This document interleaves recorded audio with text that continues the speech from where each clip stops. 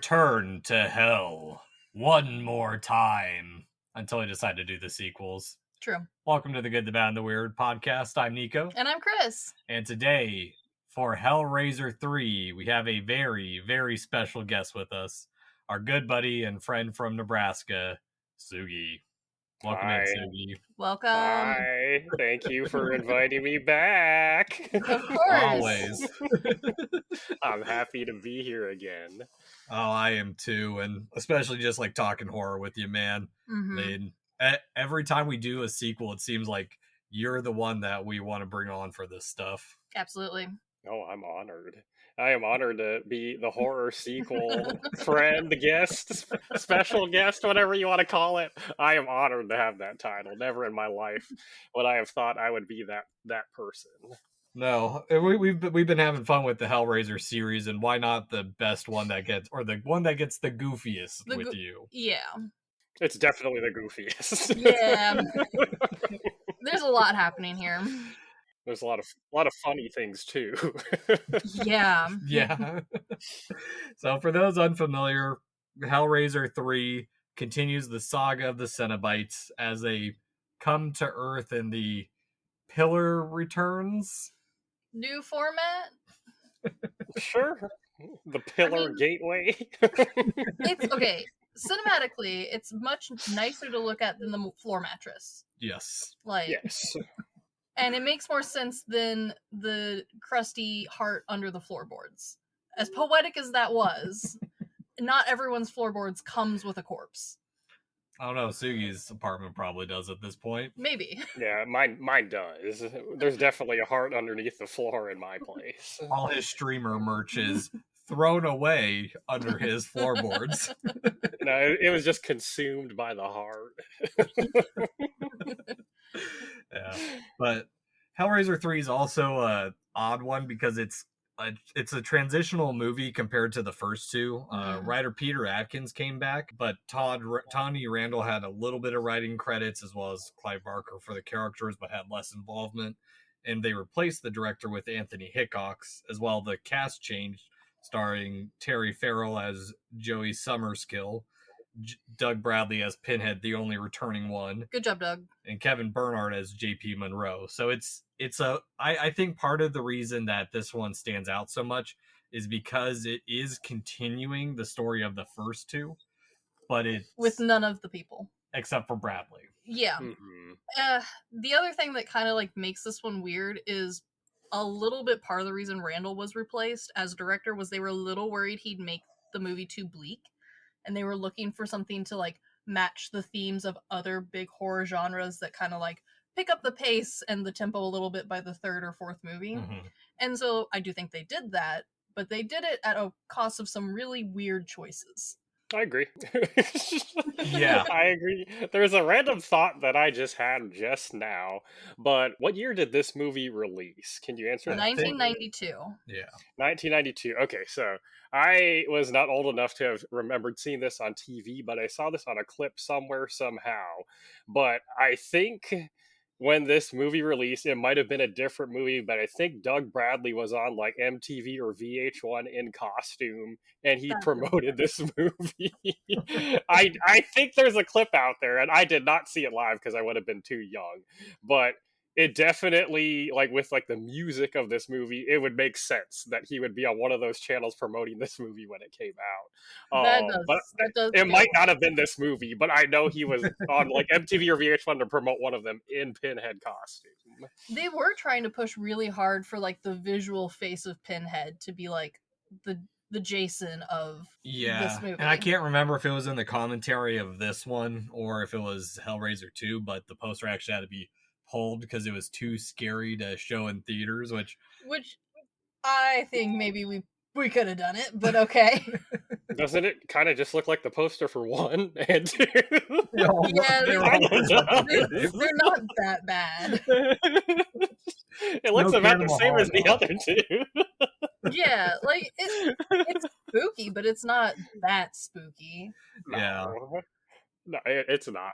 I don't understand that. Yeah, I don't either. But that's the other thing too, is like this one is also a weird transitional one too, because the original studio that held the rights like they went under, and so a new studio bought them out, and so that's where some of this heartburn probably comes from. But Sugi, I don't know what your history is with Hellraiser, but what were your impressions rewatching Hellraiser 3? So first of all, history with Hellraiser. It's much like how with Friday the 13th, I'm a Jason Voorhees fan, but I am not a Friday the 13th fan because I don't like most of the movies, but I do like Jason. Hellraiser's the same way. I'm a Pinhead and Cenobites fan, but I'm not a Hellraiser fan. Most of the movies I do not enjoy. But when Pinhead and Cenobites are on the screen, I do have a good time. So like my initial thoughts rewatching it, and I feel like this is the exact same experience every time I rewatch this movie, is I remember really enjoying it because there's a lot of Pinhead, there's a lot of Cenobites, and I'm like, yes, this is one of the best ones. But for the first half of the movie, there's not a lot of Pinhead or Cenobites, so I'm really just kind of struggling to get through the first half. It's just a lot of Joey and Terry hanging out in the apartment, and I'm like, why did I like this movie? Like, I'm not having a good time. And then once we get halfway through, when Pinhead he arrives on Earth through the pillar, and he kills like 100 people in the Boiler Room nightclub, and there's just bodies everywhere. I'm like, okay, now this is the movie I remember enjoying, and now we're getting to the good part. So it's the same experience every time I rewatch it. I don't like the first half. I love the second. I do wonder if that, like, the upping the amount of Pinhead was intentional. Well, I think that 100% it was, because with transitioning into a new cast of characters, True, you kind of need something to try and orient the audience back to the original. But I also think it falls under the issue with sequels, where we talk about with James Cameron in Aliens, where he mentioned that he wanted it to continue and just be within the world and something different. Whereas he mentioned that most other sequels, and especially horror sequels, take elements from the older movies or the first couple movies and then just redo the same thing, just slightly differently rearranged. I think that's part of the issue with the initial part of Hellraiser 3, is that it does the same thing. Hellraiser 1 and Hellraiser 2 kind of had a little bit of a shocking opening, but like with every horror sequel, has to up the ante, so the hospital scene bigger, gorier than the first two combined.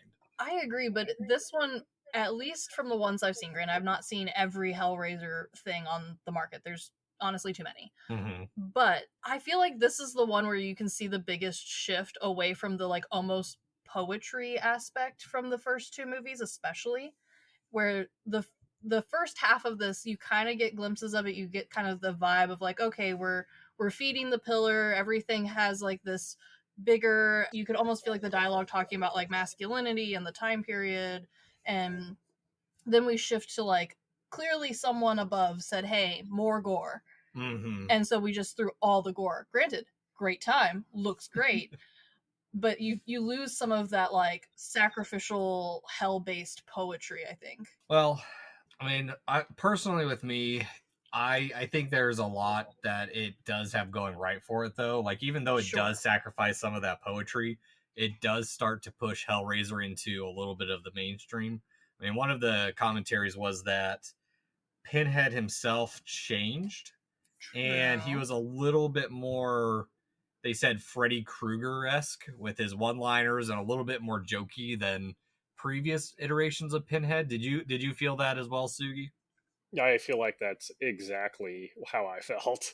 I felt like in the first two movies, now I have not recently rewatched the first two, but I felt like he was just kind of like a third party evil person in the movie and not the main villain. Whereas this one, they made him main villain. And with that, I feel like that's exactly right. They turned him into Freddy Krueger, where he just kills people and then he laughs and just says one-liners, especially like the part in the church where he takes pins out of his head and puts them in his hands. Like, that's just a real Freddy Krueger moment. So I agree with that completely, 100%. Yeah.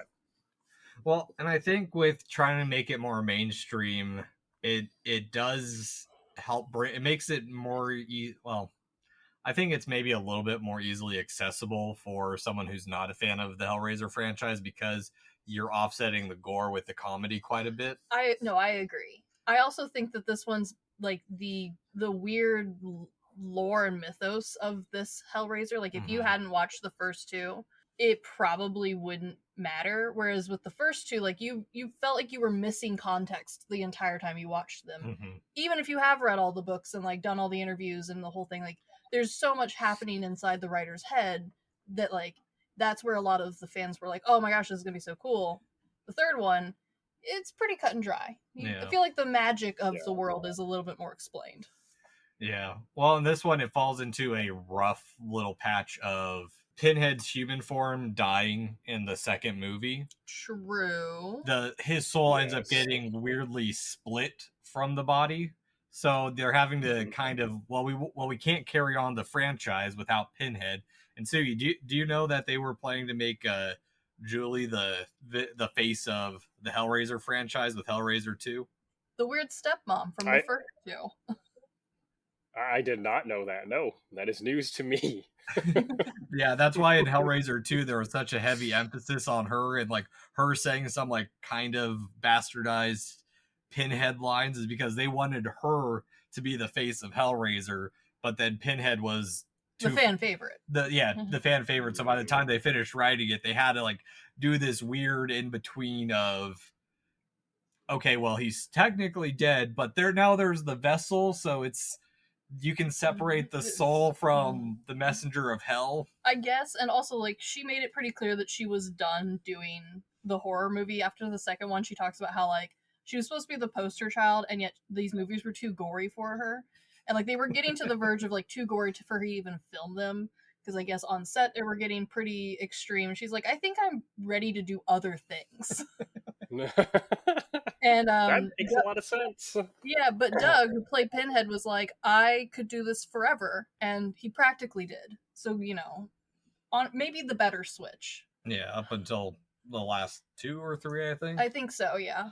He did the first 8, and then there's been 3 with other actors playing Pinhead.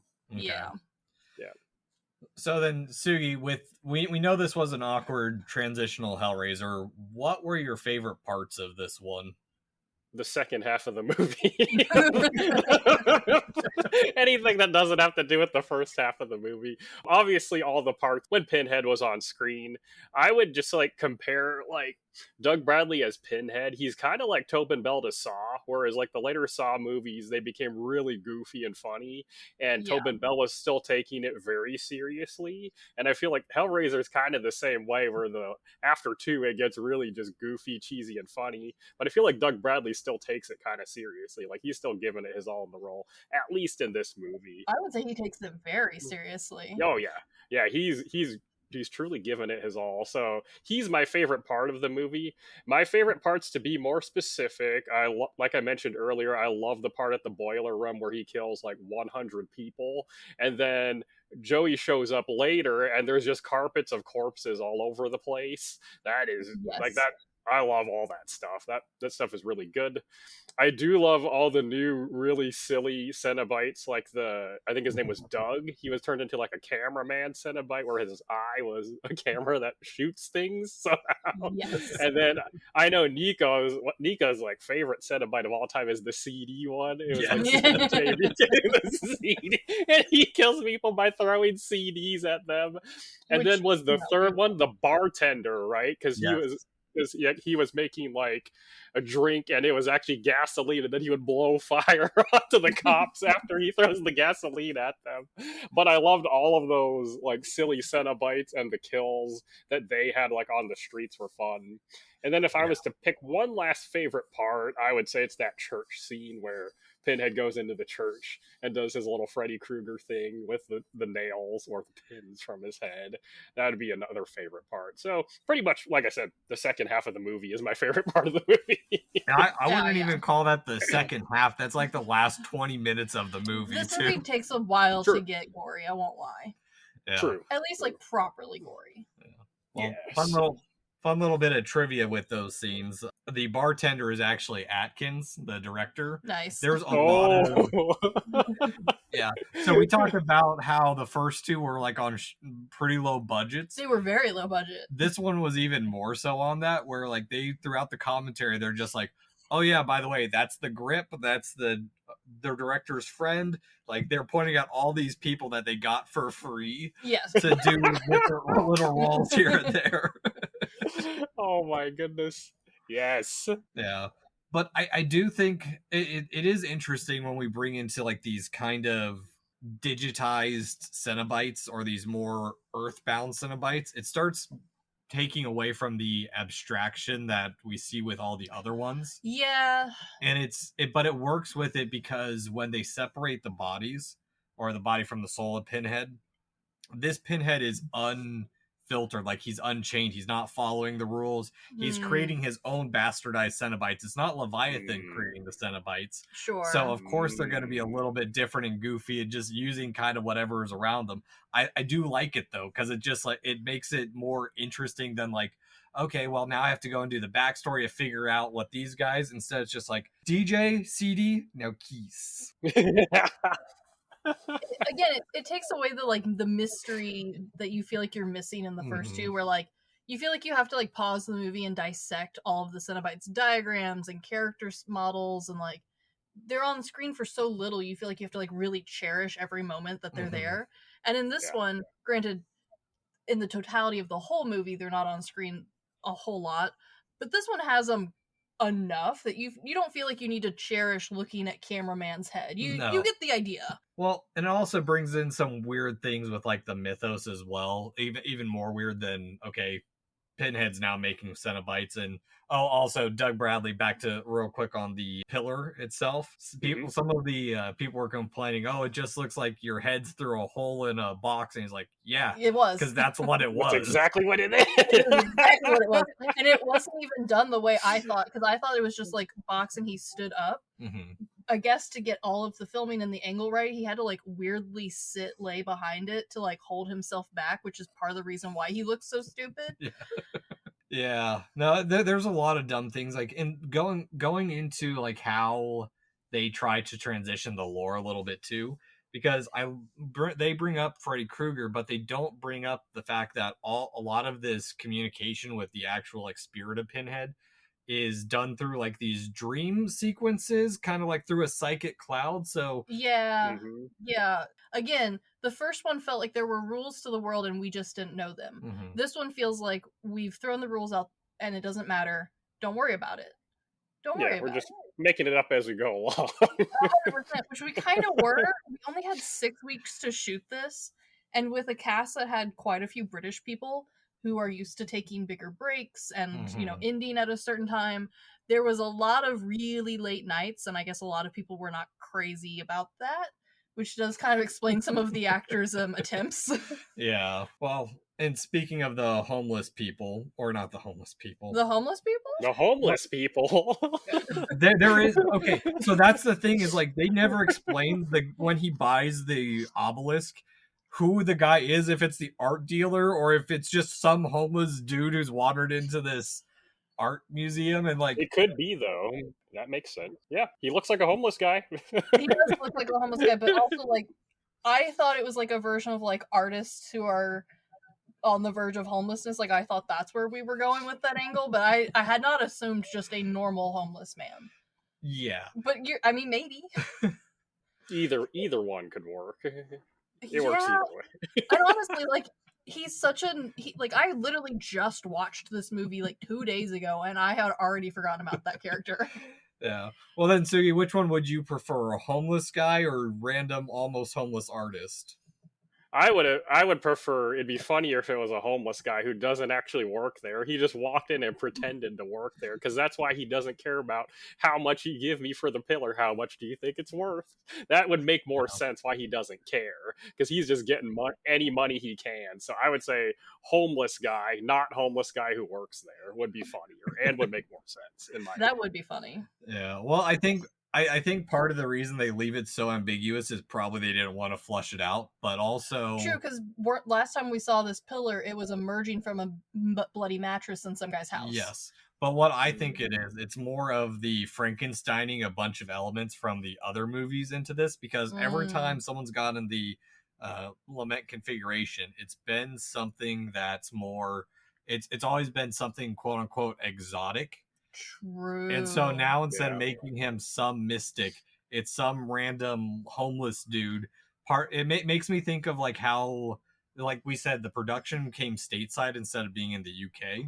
Yeah. It back in like the Universal monster movies when World War II broke Yeah. out and the production, well, not maybe not the production, but the plots and everything became more domestic. They had to bring like the Mummy over here of like, oh well, we shipped him over before the war, and it's kind of that kind of feeling, even though like the entire franchise takes place in America, at least the first three. It does kind of fit because I mean this is a 90s movie that's kind of set 70s 80s ish depending on like what part of the movie you choose to look at, and the concept and like the trope of the quote unquote mystic homeless man or mystic homeless woman is like a real trope though. Like we see it mostly in Christmas movies. Oh, to be a mystic homeless man, but that's always Santa Claus though, or it's the pigeon lady from the pigeon lady is a homeless woman. But she's not mystic though. But she is. She is. The whole reason that these characters exist is to give some sage advice or plot point or lead your way home, or they're Santa, or they're secretly your father, or they're secretly God. Like this was a big plot point. It's just not normally seen in horror movies. They're normally seen in Hallmark movies, specifically from the 80s and 90s. See, I'm thinking more of like Faustian deals and stuff where it's... No, it definitely, like, I think especially seeing it's a horror movie, that's where they were definitely trying to go, but unfortunately they set this in a really pretentious art exhibition in like 80s-ish with a guy with a pompadour, and it does not read that way. This does not feel like he's making a deal with the devil. This feels like someone scammed this kid. I have a question on this topic. So yeah, you listened to the commentary like for this movie, like on a Blu-ray or something like that? Oh, dude, Sugi, I'll have to send you photos. I have the Arrow Blu-ray of this. It is a beautiful collection of the first four movies. It really is. So do they explain, because like the art exhibit is like closed because isn't the owner on vacation in Hawaii for a month? Like that's when like Joey goes and sees it. So was like this place closed and then the homeless guy snuck in and opened it and pretend to work there? Like, do we think that could have happened? I love that you asked the plot questions that I asked, because I'm like you. I like Pinhead. I'm not a Hellraiser like fanboy. I have friends that are, and they have tried numerous times to get me on board with this like ununderstandable poetic, you know, like hellscape that is, and like how it talks about all these big topics and concepts throughout all of the movies, and I've never like truly seen it in the like the overarching holy light that they put these movies in. And so when I went to these commentaries and I was like, wow, there's a shit ton of commentaries on these DVDs. How exciting. I hope that they tell me what these movies are about. The answer is they don't. Instead, you end up with a ton of knowledge about previous plays that all of the actors were in for the first one. So we get no answers on like why was this art exhibit open while the owner was on vacation? So once again, the most logical answer is homeless guy broke in and pretended to be running the place so he could get money, and he didn't care how much he sold it for. That makes sense. We have no idea. Yeah, that's exactly the commentary. They don't explain it all at all. They don't even know what it was. No, and like they don't even know. They don't like, and they like talk about like you go to his apartment, right? You're looking around Joey's apartment, and it's a really strange and interesting layout. It's supposed to be like warehouse, but clearly he has this like interest in art, which is I guess supposed to mirror the Doctor in the second movie's interest in like the occult. But it doesn't read that way because they didn't have any budget for real art and didn't try to reproduce anything of any substance. Well, they went with a lot of abstract stuff too, because that's... But not even famous abstract stuff. If they had like Polar White or something in there, or that stupid urinal one, that would have been hilarious, because then they could have just put a urinal on the wall and I would have cackled. But instead, they just like went to like a third grade art class and took some of their work and hung it on the walls. And so, which I mean, I get, they had no money. Art was clearly not their focus. They were much more interested in like the poetic justice of the priest that has no faith, not believing in Pinhead the demon in his own chapel. Hilarious, but also leaves me so confused to what Joey's interests in art are, because clearly Joey has no taste. Well, if that brings up an interesting thing, and maybe I don't know my thoughts on this 100%, but there's this shift into making it more mainstream, where they leave the sadomasochism of the first two movies behind. And maybe that's why this one's such a a little bit more awkward, because even the club that they're in is not really like a sadomasochist club. It's kind of an undergroundish club, but it's not. I was gonna say, as a '90s child, that club was pretty tame. Mm-hmm. Like Blade Runner had cooler clubs. Yeah. So what do you think about that deviation from the other two movies? I'm fine with it. Don't love it, don't hate it. I enjoy the music at the club. I thought that was great. I'm also I'm also pretty impressed with the club though, because it's huge. Because there's like the first area, then there's the area with the concert, and then there's like a nice restaurant that's attached to it too. That is odd. Yeah, because I remember Joey, she's like, I'm looking for a pretty girl, and she's just like going around the whole place, and she ends up in the restaurant. That's where JP's at, in the restaurant. So can you like go from like that rock concert area of the club to the nice restaurant? I don't know. I was just impressed by the whole layout there and all the things that club has to offer. But as far as your question, the tone, I do miss like I do miss the dark tone of like the first two, but I do also enjoy the goofy tone of this one. So I don't know. Yeah. That's a really tough question. I'm half between the two. Don't love it, don't hate it. I really don't know. I like that they're doing something different with it. That's really all I can say. It's hard not to hate, because I did have a lot of fun with it. So I can't say I hate it because I didn't. Yeah, and I think that's maybe like it's kind of like going from Child's Play and Child's Play 2, where those were much more serious movies, and you get into the later Chucky movies and they get more jokey. This one doesn't have the jokes of the first two, because even in the first Child's Play, there's a little bit of humor to it. Sure. Yeah. This one starts it way hard, where like this, honestly, if you got rid of the first two Hellraiser movies, this could be a standalone movie, because we don't need to know about the puzzle box. We really don't. Hell, the obelisk itself completely changes the rules. There's no focus on solving a puzzle. It just happens to be there. That's the other thing too. True. Is our main antagonist, what's his name? Of this movie? Yeah, the JP. Oh, JP. JP Monroe. Yeah. Yeah. JP, his whole character is just like, he's not even like searching the extremes of pain and pleasure. Okay. He's just an asshole who fucked a chick and said, okay, out the door, I'm an asshole. Yeah, okay. Yep. That was something that I get, that it makes it much more approachable from like a mainstream standpoint, but I really did miss the like grossness of the first two villains. Like they were willing to kiss skinned people and like imply all the way. And I don't think our dudes in this one are willing to do that. I don't think they're, to say, nasty enough to be Hellraiser villains. At least not original ones.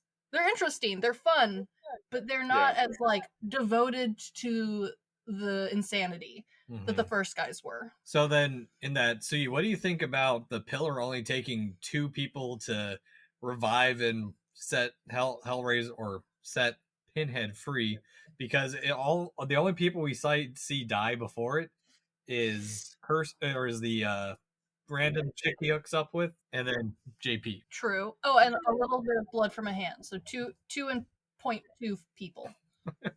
Well, you're right. So I was thinking about that after I rewatched it too. It only took two people to do the full like resurrection and bring Pinhead into Earth, but you notice that there was a lot of like faces on the pillar, so I wonder if a lot of them happened like before the movie started, would be my guess. So over time, like maybe like 30 people have been eaten by the pillar. So the homeless art dealer is killing people and sacrificing them in the art gallery to maybe, and maybe he's like, he was two people away from winning and was like, I'm done with this pillar, someone else, and he's like a slot machine, he got lucky. Or it's a group of homeless people broke in and they were like, all right, we own the place now, let's sell this art. And all of them, except for one, got eaten by the pillar. So maybe that could be it too. That would have been interesting. Yeah, I don't know. It's the pillar doesn't really make a whole lot of sense. And I feel like the reason why I didn't really care about JP as a villain, well, I didn't take him seriously as a villain because he was making me laugh like every scene he was in. Yeah. I don't know if it was the acting or the dialogue, but I couldn't take him seriously. He was too funny in my opinion, even though he wasn't supposed to be a funny character. He was making me laugh. Well, and I think that's because he's supposed to be this scary character, and then the moment the pillar starts talking, he becomes like this bit of a coward, whiny little bitch. He Yeah, really exactly. Yeah, Exactly. pushing the point of it's not about the sadomasochism and the push for pleasure. It's just an excuse to get Pinhead out of the pillar, basically. The other thing that is weird is this one, like the first two, I know were like technically set in the US, but they were kind of vague with it. They were trying to be kind of like, oh, it could be anywhere. And it's definitely 70s, 80s, but it fairly timeless. We're not relying too much on any technology or like the clothing style, the hairstyle is not too egregious in any way. This one is painfully time period pointed. Okay, the reason that is because it was so low budget. It was filmed in a small town in North Carolina, and so like all the party and stuff, they just told the locals get whatever your party rave clothes would be, and that's what they wore to the party. Wow. Okay. You know what is crazy though? You say this is low budget. Do you know what the budget of this movie is? Probably a couple $1 million. So this is so low budget, but it looks amazing for a Hellraiser movie because 5 through 10 have a way lower budget than this one, based off of how they look. This one looks pretty great in my opinion. Well, I mean, hell, it's the people who love these franchise or the people who love making that type of movie are going to put the effort into it. Like I watched a commentary on, or maybe I think it was more of a featurette on the making of, there's this Japanese flick called Meatball Machine that was made in like a couple weeks. And like they got a guy, he's like, can you make these costumes and stuff? And he's like, I don't have the budget to do that. And they're like, well, we'll give you what we can. Basically, he's like taking garbage bags, gluing them to like tubes and shit, and like as God intended. But that's the thing, is like they turn out really cool. It's like when these people have like these limitations of budgets and know what they're doing, they can make something interesting. Because all the Cenobites look hella cool. The gore is awesome. The gore is really good in this one. Even the club, for as minimal as it is kind of a cool club. I would argue that you can tell where the effort wasn't is specifically the parts that are like the art clubby side of the movie, where like we're trying to show off how cool he is with his bike and his pompadour and like how he doesn't care about women and he's got his cool club and his cool art house and all this sort of junk, right? And that's clearly the part that the writers, directors, and like people on staff did not either care about or know about, and so they just kind of like let it go. And it's the part that feels the weirdest. Like the art feels weird. His bike just being in his living room is weird. He just lounges on it occasionally. No, you don't. This man goes to sleep with a perfect pompadour and then wakes up with it as well. And I was like, wow, I feel like I'm watching Yu Yu Hakusho all over again. Oh god. It makes me think one of the nights or one of the years I was doing 31 Nights of Halloween, I was watching, what was it called? It was a movie just called The Meat Grinder, and there was a part in it. Your husband had just popped over, and this chick undresses into her undies and just gets ready to lounge and watch the TV. And he's like, "By the way, that doesn't ever happen." That is a fact. The underwear, the least comfortable part. Yeah, no, like you could, like, I'm not saying it's bad. It's interesting, and as someone who really likes like specifically very time period based movies where I can like study the weird or over the top or like the idealized version of that time, I do think it's interesting. I just think that it's really clear that like the cast and crew were much more interested in the gore portion and Pinhead and the Cenobites than they were of building this art dealer asshole. Yeah, exactly. And he was a sacrifice from day one, and the most work that he did was his own hair, which, looking at his IMDb page earlier, I do believe is just how he wore his hair. I don't think they like told him to do that. Oh my goodness. Wow. Yeah. But you know what's kind of sad about this movie a little bit? That it's the third one? No, we've been talking for about 30 minutes on this, and we have yet to even talk about the main character of this movie. No, I mean, you make a good point. What's there to say about her other than she has some crazy dreams? That's all I can really say. She has some crazy dreams. That's about it.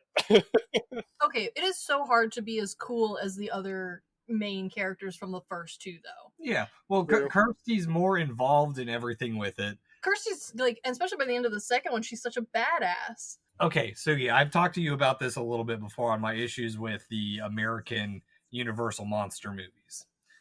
Okay. It's the same kind of thing where it's the only reason this person's involved is they're in the wrong place at the wrong time and just get sucked into it with no real Yeah. attachment other than she's a journalist trying to break into the tough field of journalism and Yeah. she's got to pursue the story even though who's gonna believe this story No, she writes? Absolutely no one, except for all of the carnage that happens throughout town, and then maybe.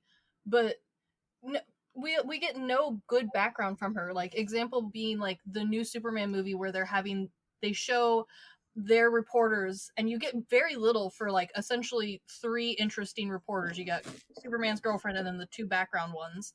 We get very little actual screen time, but we get convinced in that little screen time that they are very serious reporters and they would follow this case to the end. Like you believe that.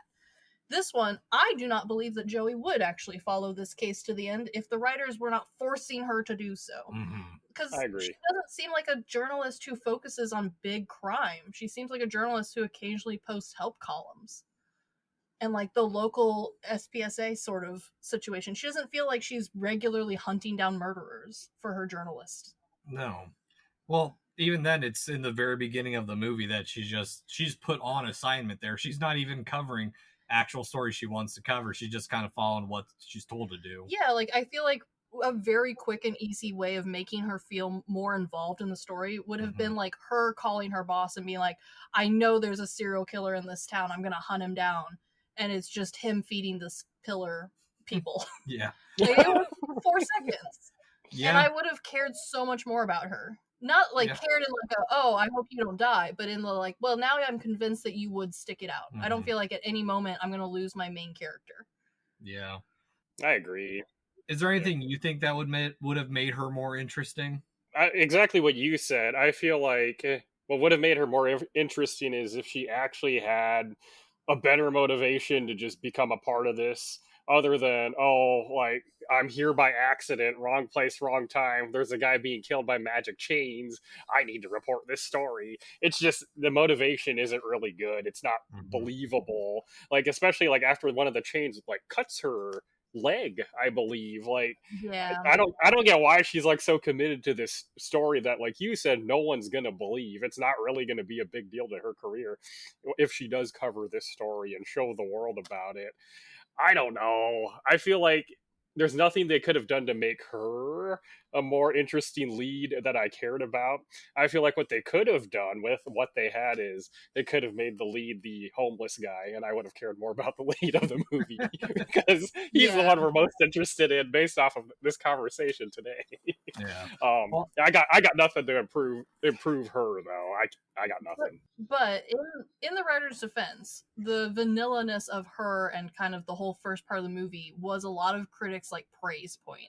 A lot of them thought it was an improvement from the first 2. Jeez. Which Really? I disagree. Oh, I disagree. no. I think it is not an improvement, but they felt that it gave a lot of the pacing and interest in the movie. It's the same thing with the silent protagonists in video games of trying to make you feel more experience of like, oh, what if I ran into this everyday kind of person? I agree. And honestly, like we get enough of that in the horror genre. We're not interested in that with the Hellraiser universe, especially the 3rd one. Yeah. Well, I think the other biggest thing with her is it's again the Frankensteining of other plot elements where it's another girl who's trying to somehow reconnect, find her daddy / has dreams of him in war calling out for her. Okay. So our main writer is back in action, and we know he has 2 things that he loves, and he's talked about one of them a lot, and that is people with no skin. He loves a person who is missing their flesh.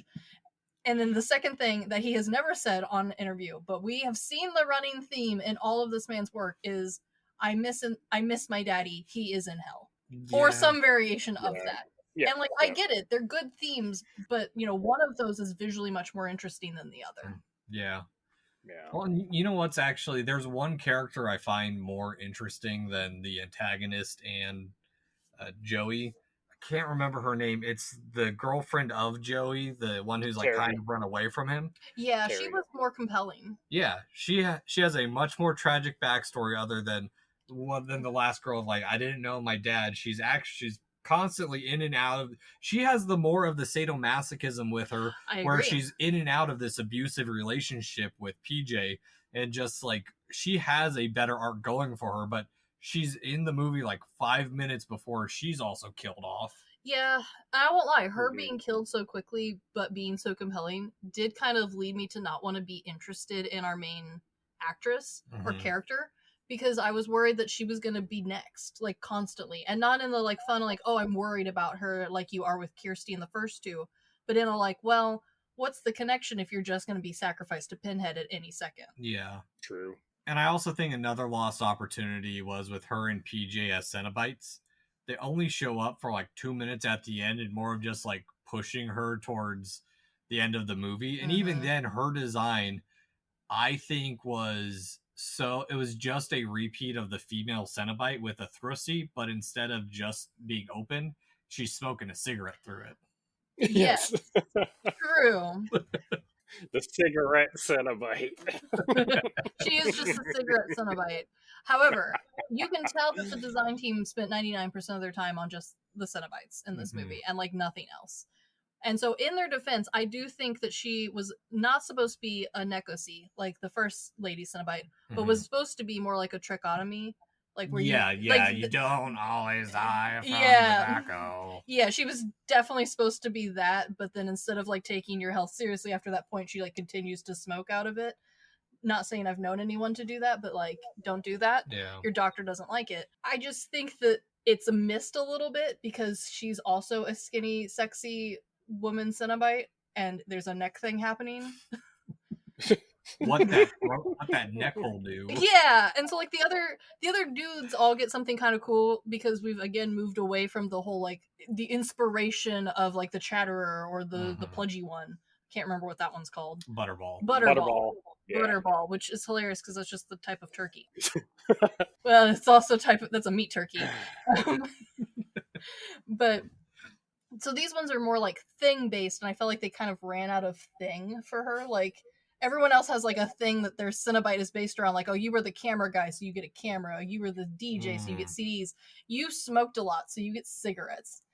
And that feels a little insulting, and now I wonder if I need to up my personal brand so that way if I become a Cenobite, I get something cool. Yeah. What do you, Nico, what do you think? What kind of Cenobite would you become if you became one? What would be? Yeah, what's your one object getting pushed into your body? I mean, obviously movies. I don't want to do movies. Just be able to launch VHS tapes. Yeah, you be the VHS Cenobite. I am slowly building a VHS collection. You just make that terrible noise at the end when the VHS runs out. I would be. I know mine. I would be the headphone Cenobite. I would just be like made of headphones with your cat attached ears. to different parts of my body. That'd be good. Yes, it'd like just be different headphones. The headphones would be Beats. There'd be Samsungs, AirPods. They'd be all over me. That's what I would be. I think I'd be useless crafts. I think I'd have like pencils for fingers. There'd probably be some cross stitch on there somewhere. Yeah, I'd probably be more along the lines of the bar. You know what I would do? Yeah. I would fuse my... Are you potato salad, the Cenobite? No. Oh. No. The cop who gets his dick chopped off in Tokyo Gore Police meets the bartender, just booze out of the boner. I could see it. That is disturbing, but it makes sense. That would make a good Cenobite, right. But it is very disturbing.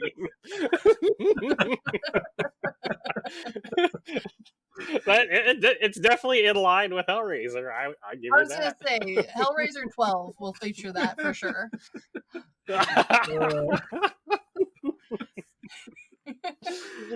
Yeah. I just think this movie had a lot of potential with it. Like, there's elements we all love with it. Definitely. It just kind of loses itself in, okay, we gotta just make a movie, it feels like. Yeah, I mean, this was really fast after the first two. And especially for a third one that's always like a marker of problems to come, especially for horror franchises. Like, you don't want to wait too long. You want people to forget your franchise exists. But if you go these quick back-to-backs, you start running into the time crunch. Like we see this when they had 6 weeks to do this. And while it looks good, we definitely could have flushed out some stuff with a little more time. Yeah. Well, they had great ideas for what to do with Pinhead and the Cenobites. They just didn't have ideas with what to do with the protagonists and survivors. They just and that felt just very like undercooked. Like they didn't have much of an idea. And part of that's also they keep flipping who's directing these movies, and I don't think that's necessarily like a have to have the same people working on it, but to have the only people come back be your Pinhead character and like our actor, that's rough. Well, and I think you can also see Barker's involvement start to wane more and more, because especially with the first two, even though he wasn't 100% credited involved, they claim he heavily influenced and gave direction on where he thought it would, or gave ideas and suggestions that would work with the first one. This one you can clearly tell, but I think they also, where the true tragedy of where Hellraiser could have gone falls with the sequel to, or what the setup for the sequel for this one. Yeah. Because the building. Yes, exactly. Yeah. How cool would that have been to have like a 13 Ghost kind of Cenobite movie where an entire business or apartment building turns into basically hell on earth? Yeah, that's a good point. That would have been cool. I agree. Did you ever see the 11th one, the one that released on Hulu? It's just no. I left off on the last Hellraiser I watched. I don't even remember the name of it. I just remember 2 guys go to Mexico, accidentally kill a sex worker, come back, and now their sister's possessed and wants to fuck him. Like, fun. Yeah. It's anyway, the not really a big spoiler, but that 11th one is kind of like big building, bunch of Cenobites in the building, like what you just described. It's kind of like that, but not really. But it's I agree. I wish they would have actually followed up with that ending instead of because from what I remember, 4 doesn't follow up on that at all. They do pretty much nothing with that. There's like different time period stories. There's like 3 of them, I think. Yeah, 4 is a weird one because it's like there's a weird amount of horror franchises that I've noticed that by their 4th movie they go to space. So it's Hellraiser. Hellraiser 4 starts off in space, but also goes back to like the days of Marquis de Sade and making of the puzzle box. Yeah, which like is mildly interesting, but like could have been the whole movie and not the space business. Yeah, that's where that one falls apart. But Critters does it, but Critters makes a little bit more sense because they're from space. But then there's Leprechaun 4 in space. Technically, Jason makes it to 10 before he goes to space. Jason X, woo! The best one. It is the best one. Isn't that the 3rd one in the New Line series, though? I have no idea. It's Jason, and it has an X in the name. It is the 2nd one in the New Line series. It's the 2nd New Line one. The 3rd New Line one is Freddy versus Jason. Okay. Thank you. Yes. Yeah. But at least that one also like kind of sort of feels right because again that was 10, or at least with not counting like we do iPhones and nonsense, and it kind of made sense because by that point we had all had time to argue like what could kill him, and the only thing people were coming up with like, well, you could dump him in the ocean, tried that, lock him in a cave, tried that, slice off head, keep that somewhere else, tried that. What if we shoot him in the sun? At some point you got to try all the options. Yeah. Well, yeah, I don't know. I kind of want to go back and rewatch more of the Hellraisers after watching these first 4 again. Yeah. Just to refresh my memories, because honestly, going back to this one, it had been a very long time. And honestly, I only remembered the first 3. I didn't remember the 4th one at all. Yeah. It's forgettable. I don't remember much of it either. Yeah. Yeah. And I think my complaint is like I like the other ones. Granted, I've not seen every single one. I'm definitely missing some because we would just watch them randomly because I have friends who like they own all of them and they would be halfway through the marathon and I'd show up and they're like, I'm not rewatching. We're picking up here. I'm like, okay. But I remember liking them, but I remember liking them in the same way I like all of the other like multi-series horror films where it's like I don't care what's happening anymore. I don't know who any of these people are. I'm just here for the Cenobites. Yes. And it doesn't feel like it follows that logic, whereas now that I've rewatched the first two and done all of this deep dive information on what the base idea was really meant to be there, how interesting that could have been if we'd really stuck with that theming instead of like the visuals, it does feel a little bit like a letdown, especially by 4, because you feel like you've just completely abandoned that source material. Granted, that source material was a broke college kid's poetic play about life and hell and like what a skinned person would do if he was brought back. So like I get that it's like not for it's not like a very good solid base source material, because like I had heard there's a book, I was excited for it, I read it for the reviews to be like, okay, I know what's going on. It's not a big book, it's like a little novella. You really don't get all of it unless you hear his like talks and his interviews and stuff, because most of it still is just in his head. And so I feel like if we had been able to keep his attention longer, maybe 3 and 4 could have like really expanded that understanding, and we would have gotten something totally different than just like another visual gory franchise, which is still fun and I like, but this had the potential to be like, quote unquote, not to be that emo kid, but so much deeper, bro. I agree. So how recently have either of you rewatched Hellraisers 5, 6, and 7? It's been a while. It's been a while. It's been a while. I refuse to rewatch those movies. I will never rewatch 5, 6, or 7 ever again. For me, those are unrewatchable movies. I hate them. Isn't 7 the augmented reality or the alternate reality game or some shit like that? That's 8. Yeah. That's 8. That one's one of the better ones. That one's 8. I'm now thinking about that, but with what our current like 3D technology looks like, it just feels so gross and stupid. Yeah. Yeah, they're rough. I can only rewatch maybe 1, 2, and 3. 4 is tough to get through, and then I can rewatch the 11th one, the Hulu one. But like 5 through 10, I can't rewatch them. 10 minutes in, I'll turn it off because I'm not having a good time on those. Well, and I also feel like the type of gore got changed too, right? And like I think this is the one where you see the shift start to happen, upping the ante of what it is. It's kind of like when, well, you also have that productions change too. It's like in the Zatoichi movies when Shintaro Katsu takes over as director and started producing with Katsu Productions. Zatoichi gets more in line with the 60s and 70s bloodier movies of cutting off limbs, giant blood spurts. Yeah, and like this one's blood is cool, don't get me wrong, like I enjoyed it, but I felt like the first one, there was almost a sensuality to the gore.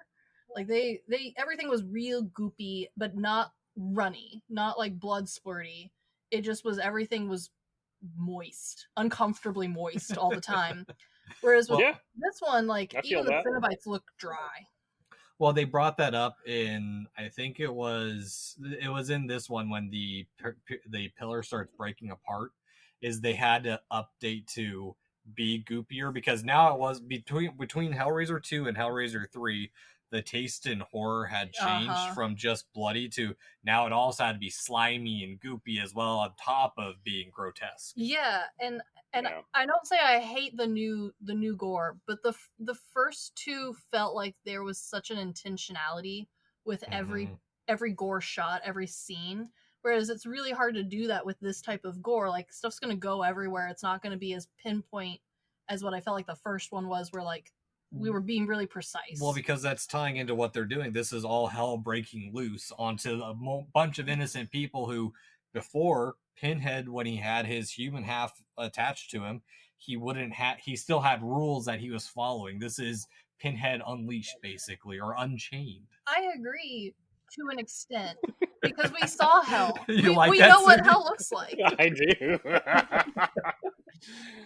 But I do like what you're saying, because I feel like the gore in 1 and 2 feels very unique. Like I don't feel like I've seen that style of gore in any other movies, whereas the gore in the third one feels like, oh, this is just another like horror movie gore. It feels very like I've seen this everywhere before. Yeah, and I think part of that is like we talked about it in the second one, where every time they do a Hellraiser, they kind of learn from their mistakes.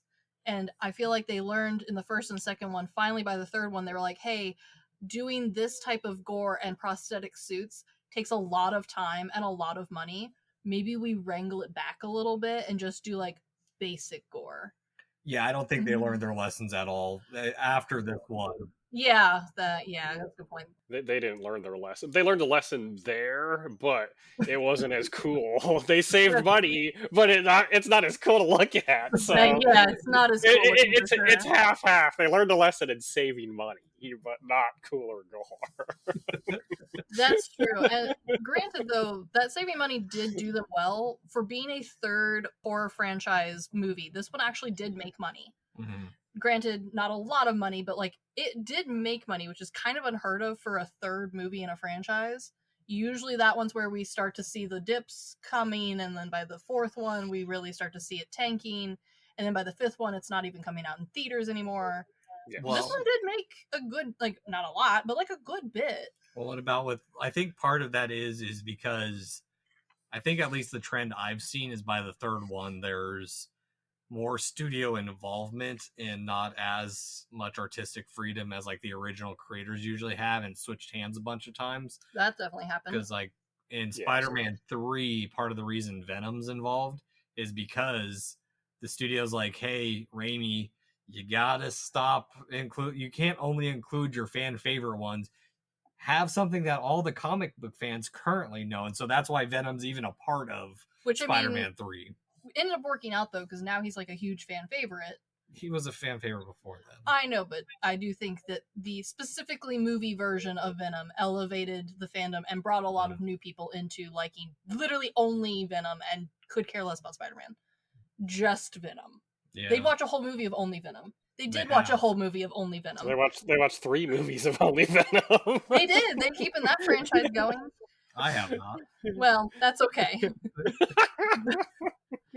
But normally, especially for horror, it's kind of unusual for the third one to both make money and get well praised by critics. Because usually by that point you're at the direct-to-video, which is where 4 and beyond have gone. Exactly. So I'm honestly kind of shocked, because I did have fun with this one, but I think I went into it way too critical. Because when I went to go look at the original reviews from when it came out, I was shocked to see how many critics and fans were like, I won't say singing praises, but were pleased with its performance and production. Like, they didn't have the complaints I did. And I was kind of surprised by that, because like by this point, I mean, granted they came out close together, but by the third one we had a pretty solid fan base for Pinhead. Yeah.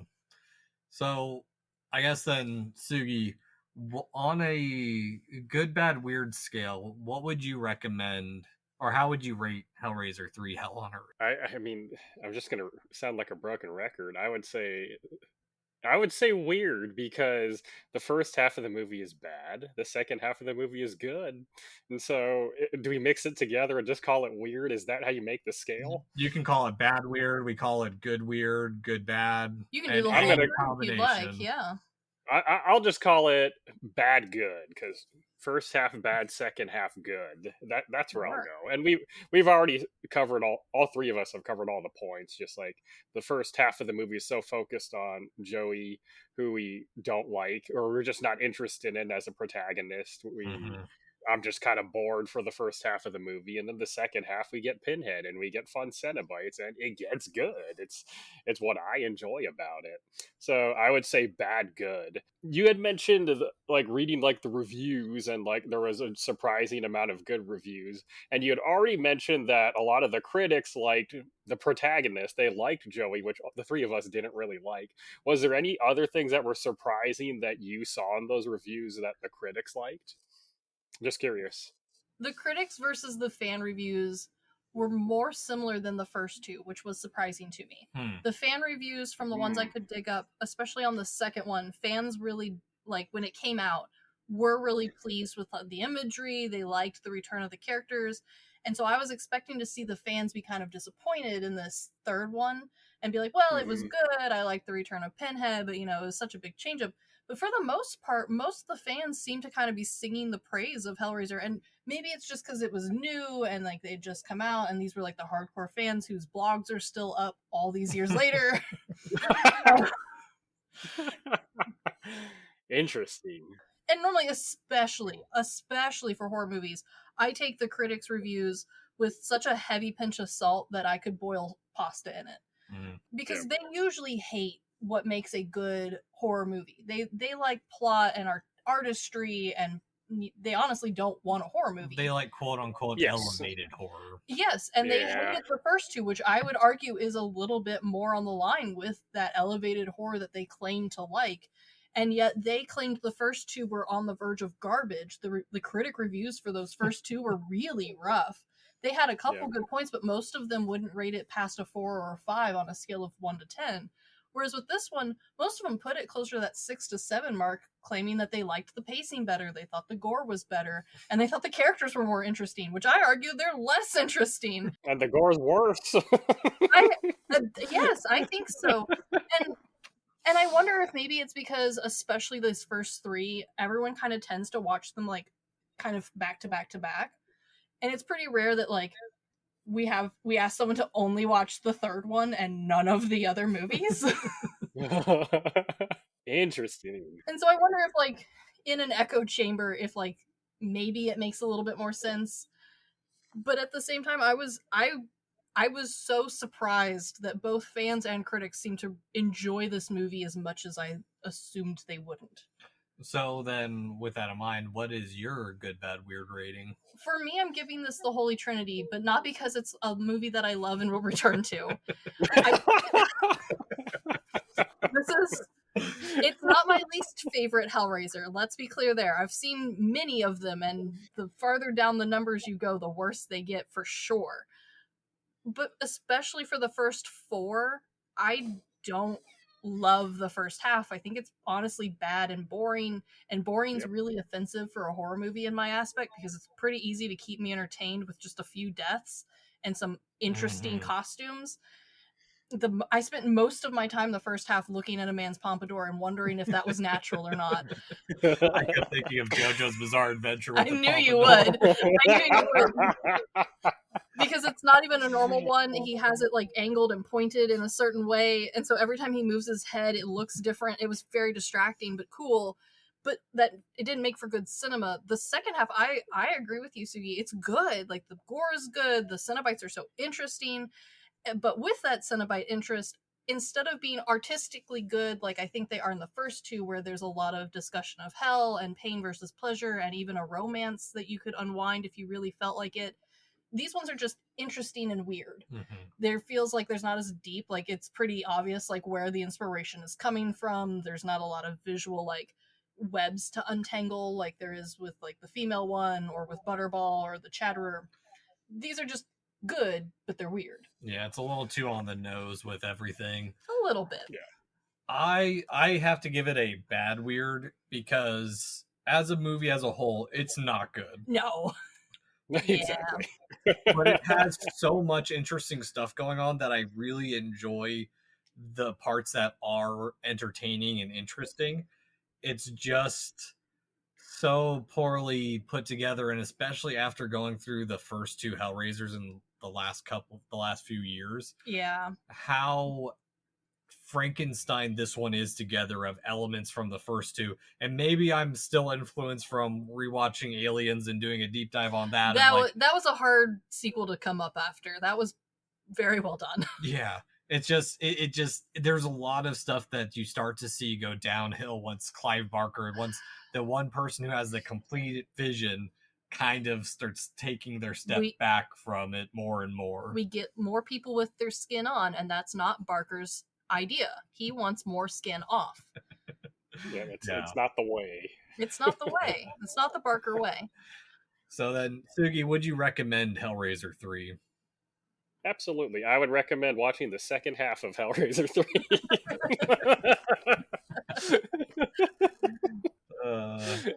That is the way. That is the way.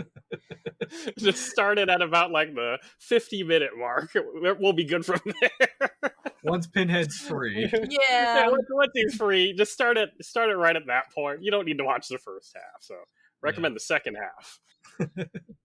Chris, what about you? Do you recommend Hellraiser 3? I do, but in one of two contexts. Either watch just the third one, but like don't do it seriously, just watch it for the hell of it. Mm-hmm. Or watch all three and watch the evolution, and that is really interesting. Like if you're gonna be a big horror buff like I enjoy being, do all four, honestly, because the fourth one does also like continue the arc of like once Barker is gone, how does this franchise change? Like that's interesting. But if you're just watching it as a movie, yeah, give it a watch, but like maybe take your bathroom breaks in the first half.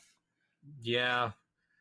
I definitely am in the recommend this one. I mean, I love the first three movies. Even as bad as this one is, going back with a more critical eye, I still have fun with it towards the end, and then bitching about all the bad at the front of it, just because it is interesting going from two movies that are so well done, even if the second one is a little bit lesser for me on a rewatch. Sure. This one just like, oh, I remember loving the third one, and then boom, it's the opposite of the last time we talked with you, Sugi, on the Seed of Chucky, where we hated Seed of Chucky the last time we watched it. Going back to it, it's like we loved it. Oh, we love it. It's the opposite of with this one.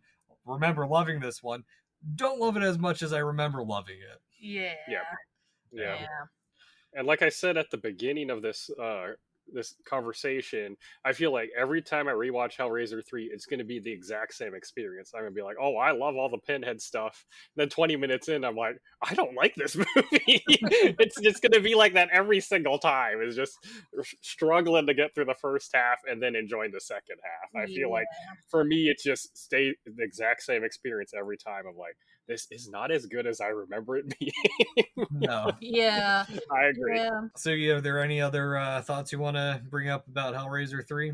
No, the last thought is I think tonight I'm not going to be able to get some sleep because I'm just going to be thinking about the origins of the homeless man from the art gallery. I think he really just stole the show tonight. I think we talked about him the most. Is he a homeless man, or does he actually work at the art gallery? Why is he there? That's just going to be a mystery that I need to solve. So that's gonna. I look forward to solving this mystery tonight. Yeah. And talking about, I kind of want him to be like the secret network of people who have been released from hell, like Julia or Julie, to like they're the ones who force Pinhead or push people in the direction of Pinhead. That's how they're able to get it over to the U.S. from India and Morocco in the first two. That would have been such a better explanation than Random Man. And that's just something that you brought up the homeless man. I had never thought of that in the previous watches I've had of this movie until tonight when you brought that up. So that's just like something new to think about. That's true. that I didn't expect to see coming. So thanks for bringing that up. Well, Sugi, thank you for being on the show. Glad we got to talk about another sequel that was absolute. No, not absolute dog shit. It was dog shit. What? That was absolute dog shit for the first half of the movie. Until certain characters die. Yeah. Thank you for inviting me, though. I had a lot of fun. I enjoyed rewatching it. Well, I enjoyed rewatching the second half of the movie, but thank you. I enjoyed talking to you. I enjoyed being here again. We'll have to have you back on for another horror sequel, or maybe another non-horror sequel. That's true. There's plenty of bad third and fourth movies to talk about. I'm looking forward to it. Yeah, but we appreciate it. This is our end of Hellraiser for now, and we'll be moving on to something a little maybe more super after this. Yeah, a little less hell. More skin on. But again, thank you, Sugi. We appreciate it. We'll see you maybe in 6 months. Yeah, thanks for coming on. Thanks for having me. All right, see ya. Anywho, this has been the Good, the Bad, and the Weird podcast. Thanks for listening. Peace.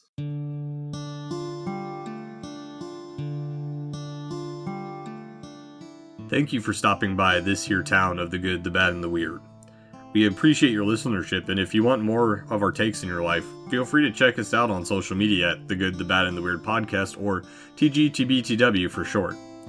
As well, if we missed a fact, your favorite part of a movie, or just have a suggestion and want to reach out and say howdy, feel free to email us at tgtbtwpodcast@gmail.com. And feel free to join our Discord at The Good, The Bad, and The Weird podcast, where we talk about movies, just share random banter here and there. And always check out our podcasters, streamers, or any other content creator we shout out in our episodes. We really appreciate it. And as always, thank you for listening. Peace.